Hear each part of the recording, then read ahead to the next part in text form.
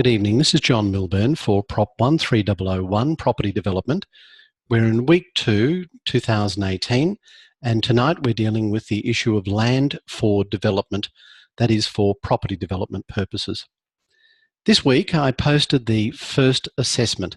In fact, there is only one in-term assessment this year, and that assessment we will cover tonight, provide some commentary about it.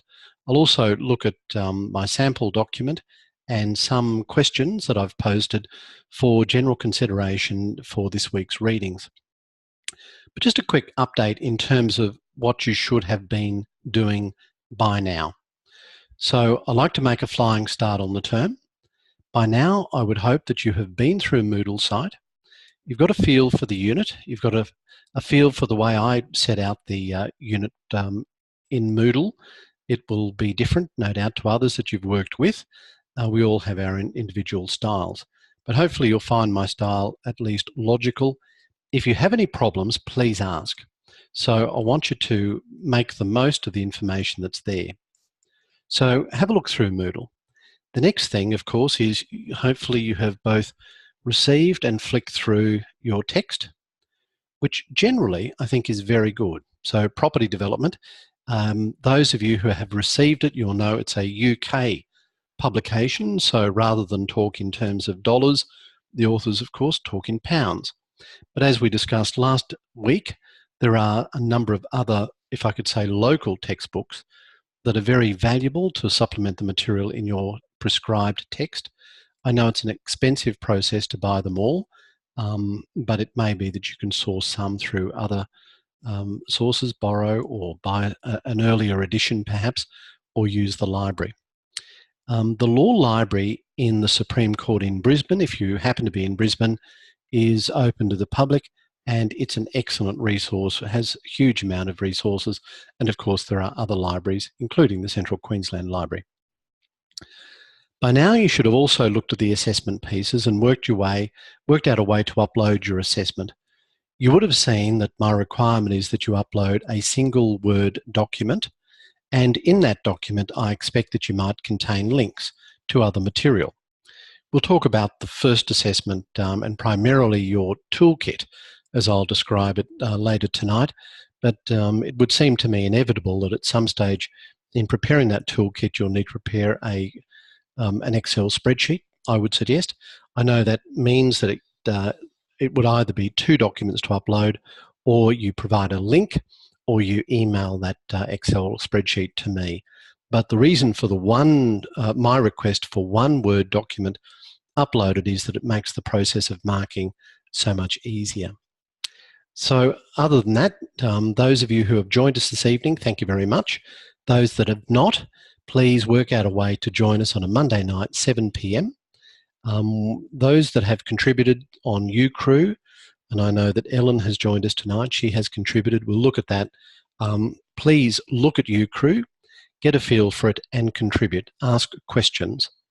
Also, I suspect that you should by now have made contact with fellow students, perhaps even tried to form some study groups, and you should certainly have mapped out your study plan. All right, let's look at assignments or assessments generally. I'm going to share the screen, invite you to look at a thing that I call my written assessment guide, which is really essentially a sample document. Now, perhaps if I could just get you to give me a thumbs up or something. Is that what you're saying on the screen? A Word document called sample document? Sarah, can I just get a thumbs up if that's what you're saying? Yep, good. All right, thank you very much. So there's no magic in this document, but it is prepared for you to consider both in terms of its content and its formatting and style. In terms of format and style, this is pretty good, but compared with what other students have provided in the past, it can look pretty ordinary. So it's just a basic sort of document, but there are a few things that you'll see from my request for the assessment that you provide, and that is that I like consistency, I like the use of headings, and also footnote referencing. Now, for some of you, footnote referencing might be a bit strange. There's no real magic in it, but it is the method in which we use in law, and that's what we're bringing over into this unit. And to insert a footnote, it's really simple. You simply go to Insert, Reference, and Insert Footnote. And if you click there, it will provide a footnote down the bottom. I tend to tab across and then type your content. Okay, and you'll see that that coincides with where your cursor was in terms of the footnote reference. Just undo that now. So when you do include a footnote reference, it follows the punctuation. It doesn't precede the punctuation. And you'll see there after the full stop, after the comma, etc. Other than that, the information contained in the sample document is pretty straightforward. You'll see that it's a matter of simply following some basic rules in order to prepare a document that looks the part. So please read that in terms of both its content and its style, its formatting. If you don't know how to use Word effectively, please take some time to learn how to use the program and maybe even take a lesson. It'll serve you well in the future, but I'm sure that those that I'm addressing tonight are well aware of how to use Word, probably to a much better standard than I can. All right, so let's look at the first assessment. Basic rule, try not to exceed the word limit. If you do go over, that's fine, but bear in mind, I'll look to see whether, in my view, you should have gone over the word limit and whether you use the words well. Nice to see you joining us, Laura. Thank you for doing so. So in terms of your assessment, look at the word limit. Try not to exceed it. If you do, don't stress. I'm not the sort of unit coordinator that will stop reading once you've reached the limit, and I'm not the unit coordinator that will mark you down because you've gone over by, say, 10%. But I will look to see if you're actually using the words over the word limit effectively. If you, on the other hand, you find that you're well below the word limit, I don't like to use the word pad, but I'm going to say value add. It's always, I think, important to err on the side of being a little under the word limit rather than dramatically under the word limit, if you understand what I mean. So if you find that you have answered the question adequately, perhaps even well, but you're well under the word limit, I would value add. I'd add things that might be perhaps peripheral, but something that will provide me with a better opportunity to mark you up in your assessment. Now, speaking of the assessments, if you submit a draft, I won't mark that. I won't provide feedback on a draft assessment. If it remains in draft format at the time that the assessment is due, I will treat that then as the final assessment piece. So make sure that you submit your assessment on time. Make sure that you provide it in that format that I discussed of a single Word document. But you can contain links in that document, and I expect that you will contain links in that document to, if I can call them, internal and external sources.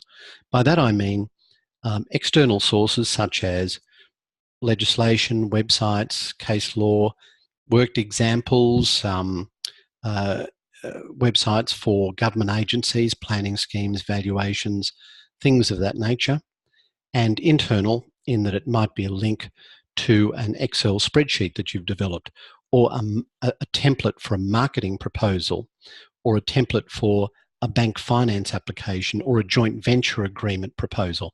Things of that nature that you're probably going to have to prepare in order to prepare your toolkit. So that's the basic format, a single Word document that you upload that contains links to various other pieces of information.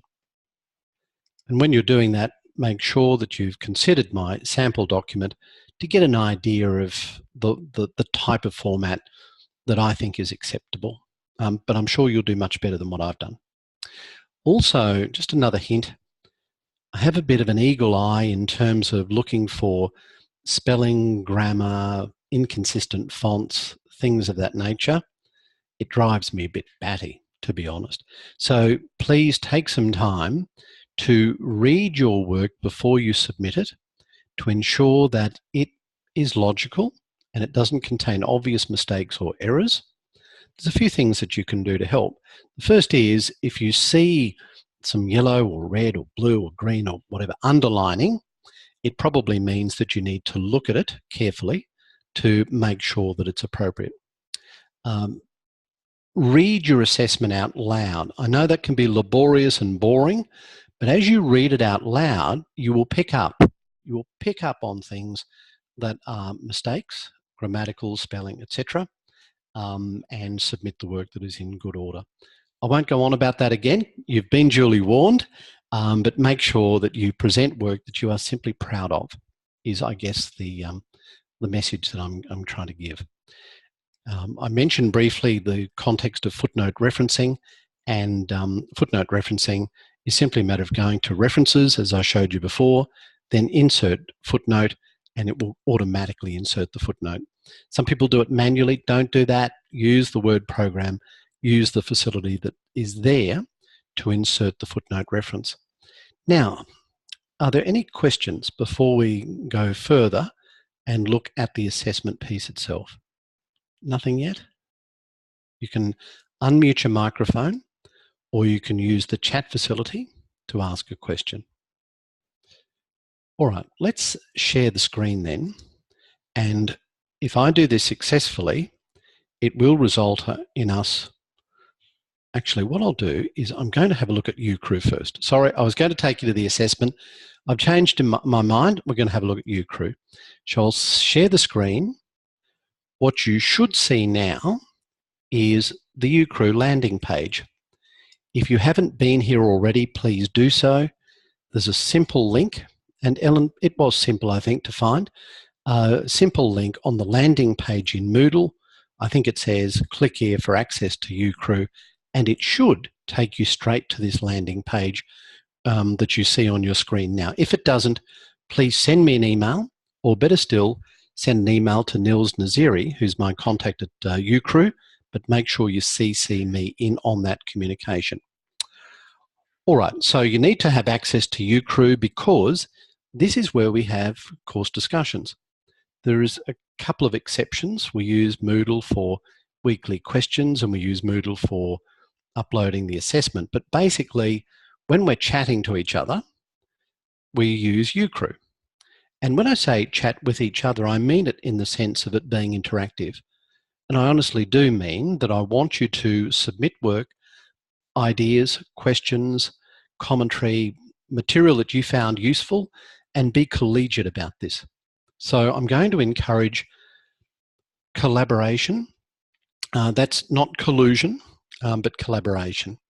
And I do want you to collaborate. I'm very happy for you to discuss openly the assessment, openly discuss ideas on what you've done to improve the assessment. You can discuss the weekly answers. Weekly answers are good to the weekly problems because it's probably a fair guess that all or part of the examination questions will be based on the weekly problems. So good idea to do them as you go. But in terms of UCrew, you'll see here that I will announce certain things.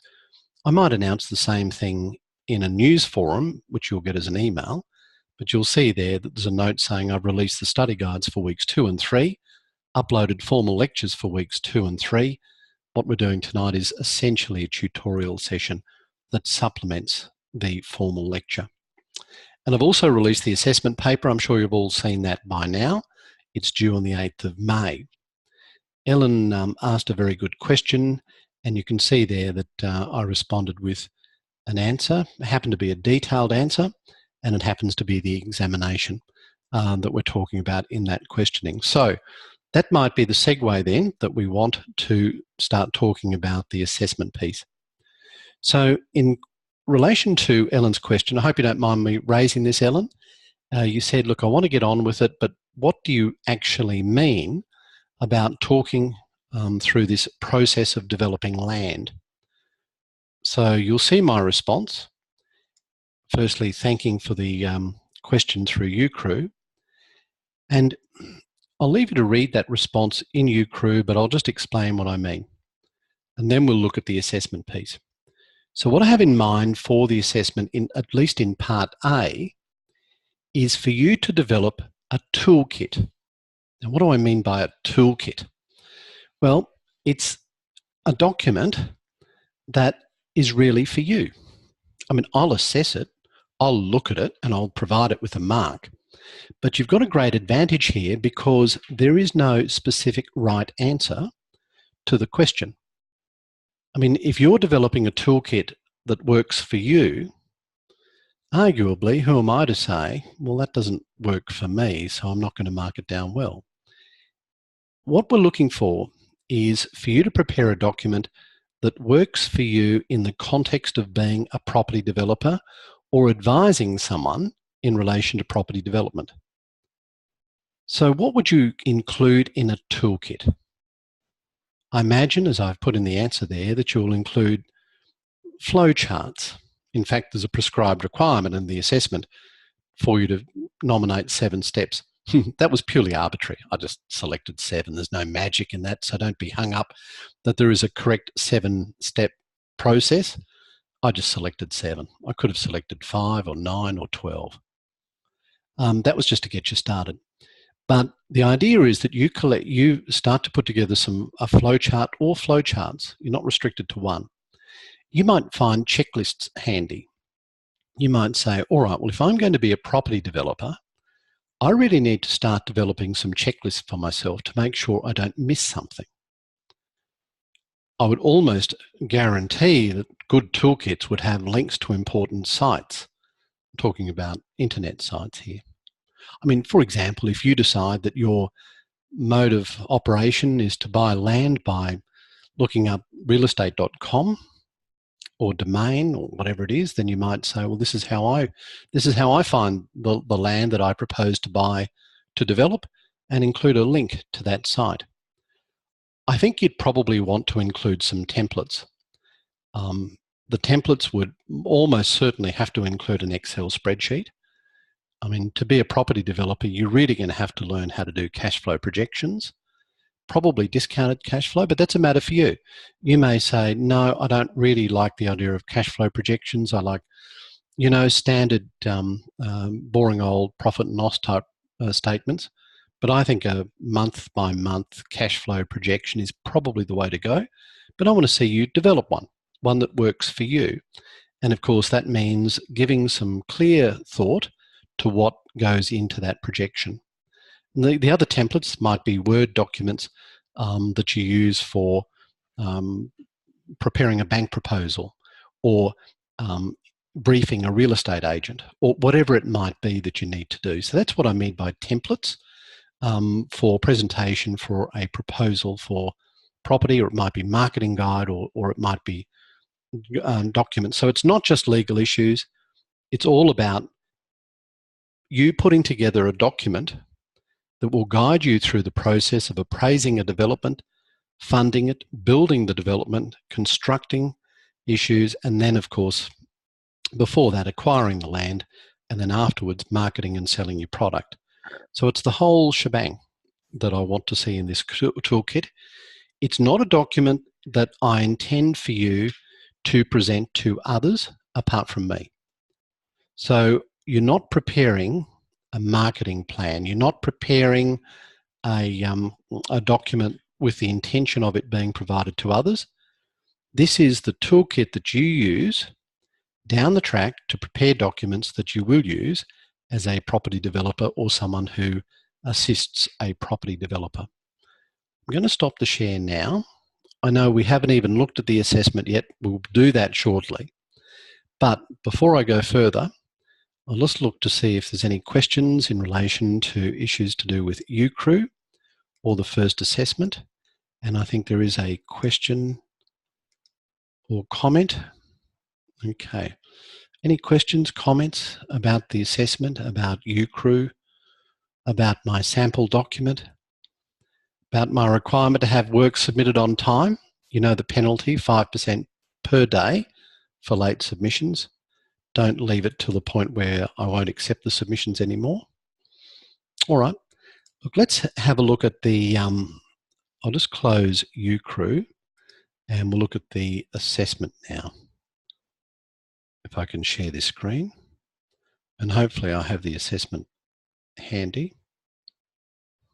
Maybe I don't. Won't be a moment. All right. With luck, you can now see the first assessment. Please let me know if you don't see the first assessment. But this is the assessment that you must work to and complete by week 8, the 3rd of May. 2 parts. The interesting part, the main part, is part A. Part B is relatively straightforward, asking you to provide a case review. Some of the basic rules, some notes about referencing, word count, rubrics, and assessment criteria. Goes for a few pages. Now, I've moved through that very quickly because I'm sure you can just read that quite easily. But if you have any questions, please ask now, unmute, or chat facility, or ask through uCrew. So the assessment task, as we've explained, is for you to develop your own process to property development. This is a working document. It's not something you present to external parties, but you prepare other documents from it, although I expect in terms of what you submit to me, it will be more in the context of templates rather than necessarily completed documents. So just for the sake of argument, I've suggested that, so we're all talking about the same thing. We're looking at a proposed property development to build a small 3-storey mixed-use development comprising of retail shops on the ground floor, residential units above, and you can expect, as normally the case, there'll be some difficulty in getting planning approval on conditions that you like, and you can expect that you need to raise capital. You won't have enough money to complete the project yourself. You'll need to obtain some funds from somewhere. Now, I know you might say this is a really simple exercise in that what I'll do is I'll just say this. I'll look on realestate.com.au, if that's a real website. I'll Google land for sale, suitable for development. I'll find a parcel of land. I'll buy that. I'll go to the bank. I'll get finance. I'll buy it. And then I'll go out and engage a builder to construct the development. And once I've done that, I will sell it for a profit. Full stop. That's easy. There's a lot more than that. Otherwise, we wouldn't have a unit called property development. So you have to work through the process of making this work from a financial perspective on a relatively tight budget in circumstances where it's not an easy one to solve immediately.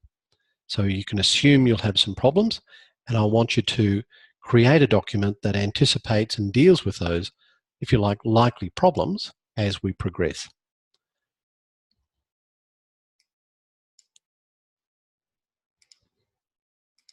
Back to the share screen. I've nominated 7 steps. To be honest, if you make it 5 or 9 or whatever it might be, I'm not going to be too hung up about that. You can have sub-steps within that process as well. So there is no prescribed format for this. Take whatever approach works for you. I'm just interested to see your reasoning and the way in which you have worked through the problem or intend to work through problems in terms of the matters that you need to consider as a property developer. And part B is quite straightforward. You need to source and read the case. Now you'll see that I have not helpfully provided you with a link, because if you're going to be a property developer, you need to know how to find case summaries from the Queensland Planning and Environment Court, and I've selected one there from 2016.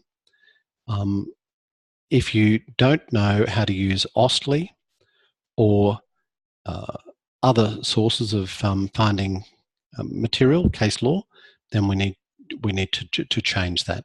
But I've got some study guides and some information online about how to do that. Has anyone, well, I'll stop the share now. Has anyone had any difficulty in finding cases? Is anyone familiar with Ostly? Do you know what I mean by Ostly?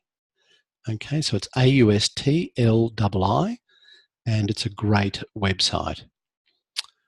From there, you'll find a lot of information that you need. The Supreme Court Library is also good, but have a look at the legal research videos that I've prepared, and that should help guide you through the process. Okay, we're making good progress tonight. Are there any questions about the assessment? About what you need to do? Do you get an idea of what I'm after here? All right. I really want this to be a practical course, and that assessment is directly intended to provide you with something that you can use down the track.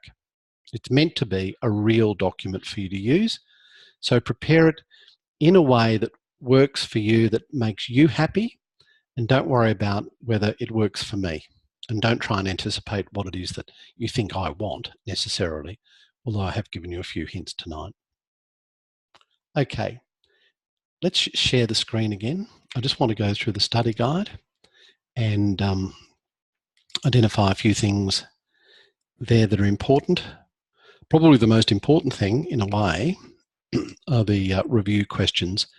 And you'll see those review questions are repeated from the study guide. They're in Moodle, and the idea is that you click on the question in Moodle and provide a response, and we share some thoughts that way. So it is, if you like, the exception to you crew sharing information.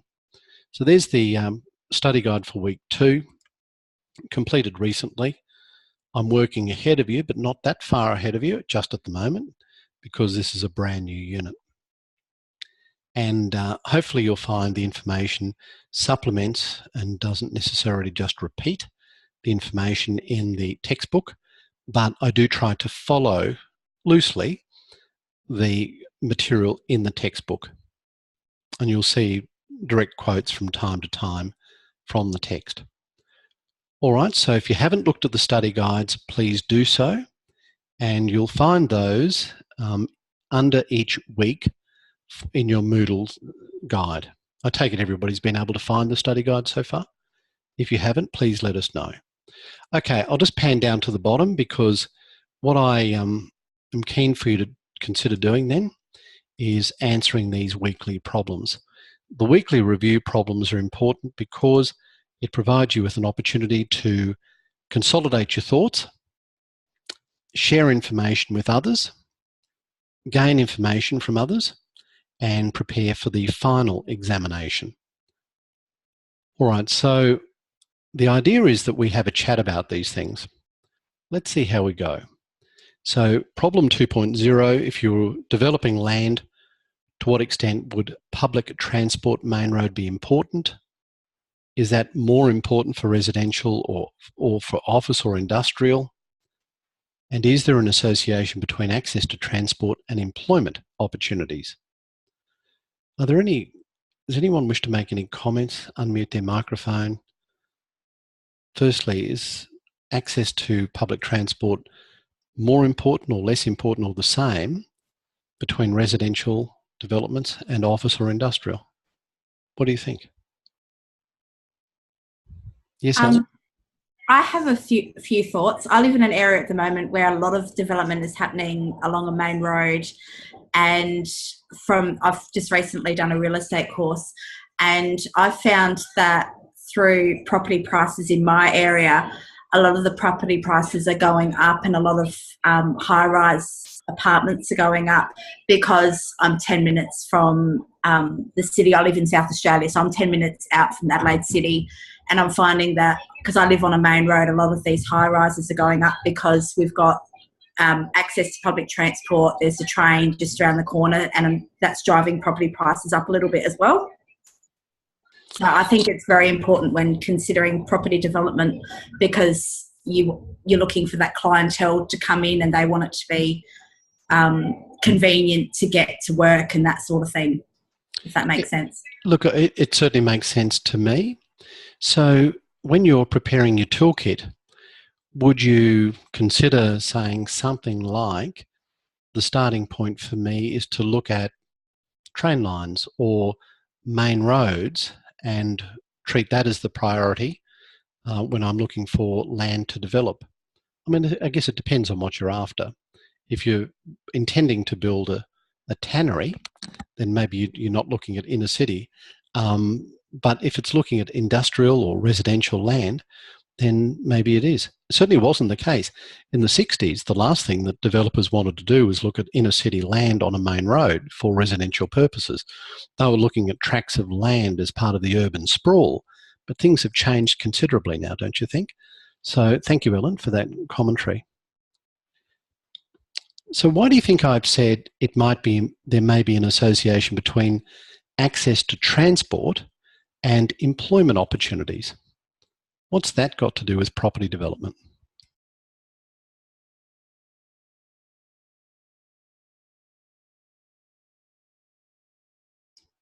Let's say in the context of residential real estate. Any thoughts? Does it make a difference?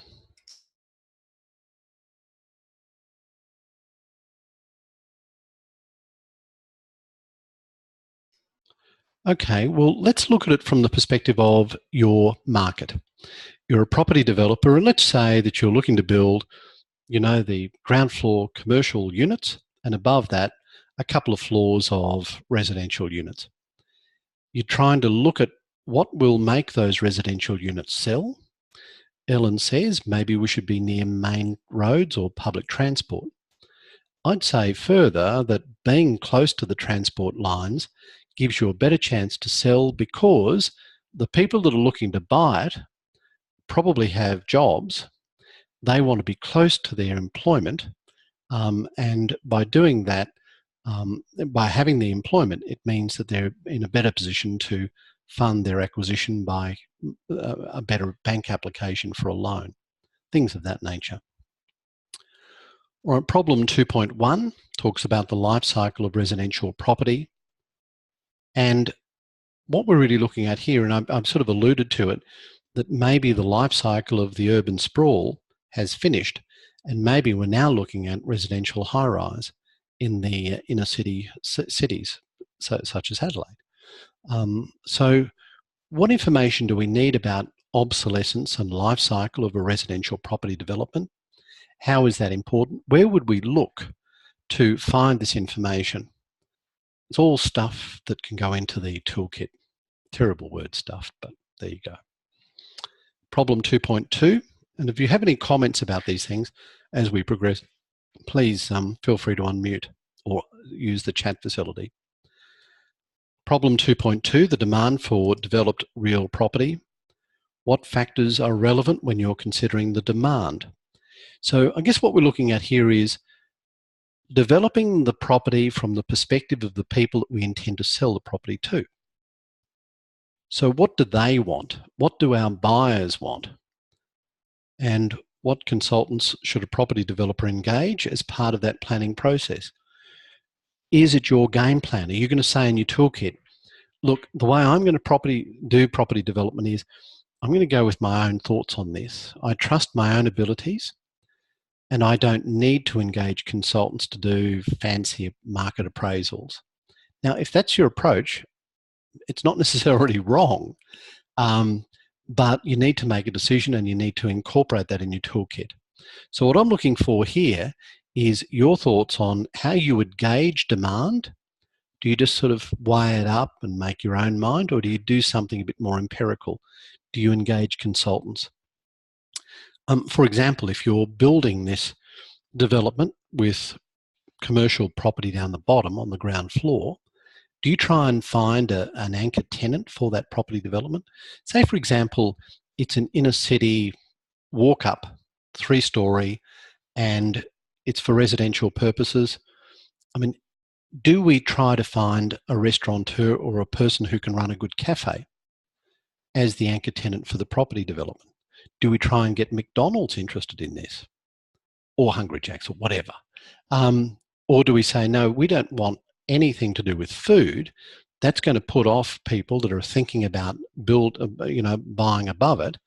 What we'd be really interested in is having, a furniture shop or a dress shop or something. So how do you gauge that? Where do you look? How do you find that information? How do you engage consultants? So you can see the theme here that I'm trying to advance is this. Every time you're committing yourself to reading material, every time you're considering a weekly problem, you are looking at it from the perspective of two things. The first is, how do I incorporate this information into my toolkit? What does it tell me to include in the toolkit? And the second is, how do I prepare for the examination by answering these questions? Right, 2.3 talks about entering into an agreement with an asset-rich, cash-poor landowner. Now, what's that got to do with property development? Any thoughts? You're a property developer and you're dealing with an asset-rich but cash-poor landowner. Can anyone see any opportunities there?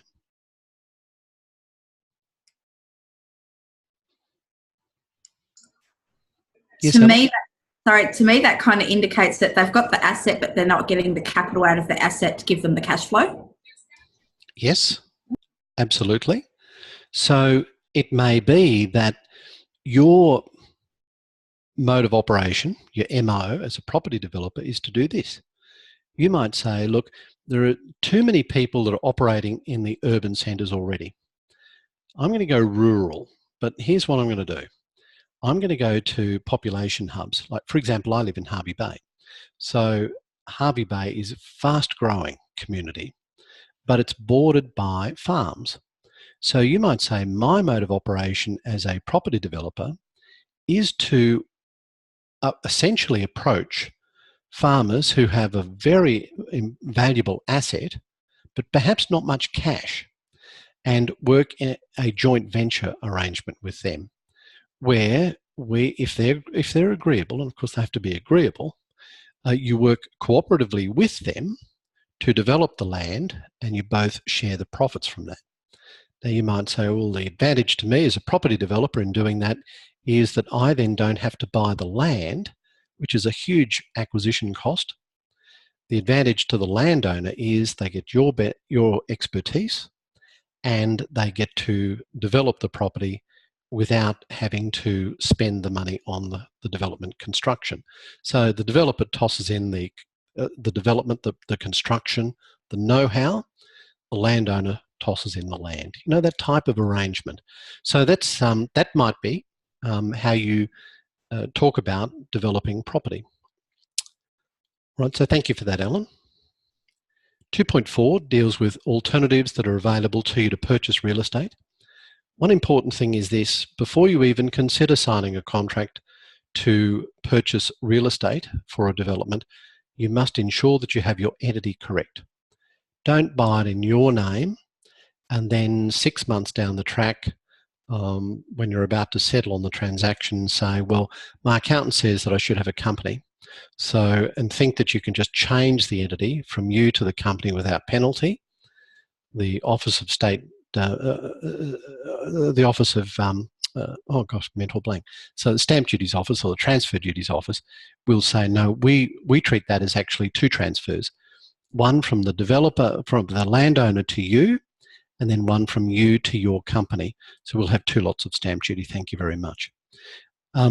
So be careful about that. But what alternatives are available to you? There are lots of different ways of obtaining the real estate that you need, and you have to think about what is the entity in which you buy the real estate. The other thing, when we talk about alternatives to purchase real estate, it may be that your approach is to say, we're going to go in quickly, buy the land cheaply, and then develop it. Alternatively, you may say, the only way that we will approach land development is to buy it on long-term contracts, which are conditional on obtaining finance, obtaining appropriate zoning, obtaining conditions that are satisfactory to us, and otherwise completing due diligence process. So have multiple layers of conditions in your contract, but you need to sort that out. What is your game plan? That should be reflected in the answers to some of these questions and your toolkit. I've talked about the importance of planning documents. So you need to know, as a property developer, this might be your game plan. You might say, I don't really care where I'm going to buy, but what I want to do is I want to look for opportunities where I suspect that the planning on a particular area will change, and it will change in such a way as to make the land more valuable. So I'm going to look for that land to buy at pre-planning change prices and then value add through that process down the track. That may require you to have a detailed knowledge of planning documents, and of course your toolkit should reflect how you find these planning documents and how you interpret the planning documents. 2.6 deals with support from a local authority, and 2.7 is really putting it all together. What factors must a property developer consider in the context of buying land for development? And that's the sort of thing that you could directly put into your toolkit. All right, so I hope you get the idea of what I'm after in terms of your methodology for studying, and that is to think about the practical application as you proceed. In essence, and I'll leave you with this thought, and thank you for your patience in listening to me. As a successful property developer, you need to ask yourself many questions. You need to ask yourself questions like how, where, who, what, when type questions. So if you ask yourself those sorts of questions as you proceed, they will give you headings for your toolkits. So how, when, where, who, what, why type questions. Does that make sense? All right, before we wrap up for this evening, thank you for your patience. Are there any questions, comments? All good? Okay. Yes. Sorry, Yes, I just had a question, just backtracking a little bit. When a property developer is looking for a property to develop, is it common for them to, rather than outright purchase the land directly, to see what council, because a lot of councils down in SA, they have certain things that you can and can't do. So how you were saying about if you had your apartments on top of a shop, for example, some councils don't like having fast food, for example, in that sort of area. So is it common for a developer to maybe look at council, speak to council and go, hey, this is a fort, what would, what's the likelihood that this would be approved by council and that sort of thing? Absolutely. I think you're onto a very good idea there. And as a property developer, looking at the type of development we have in mind for the toolkit, absolutely. And I probably would speak to council even before I approach the landowners, just to get an idea. And this is all part of the thing that you would need to develop before you approach the landowner, because knowledge is power in that situation. So absolutely, I think that's a great idea, Ellen. Thank you for that contribution. The other thing too is that before you consider buying the land, you have to think about financing it. If you went to an auction, you'd have to pay 10% deposit and settle within 28 days. So part of your MO might be to avoid auctions.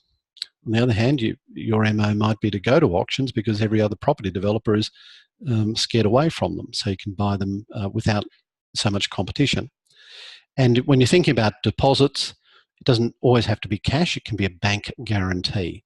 So you might think, all right, bank guarantee, that might be the way I approach this, and do some research on bank guarantees and incorporate that into your toolkit. So a whole range of things. And these are all questions that you answer by asking those, how do I find the deposit?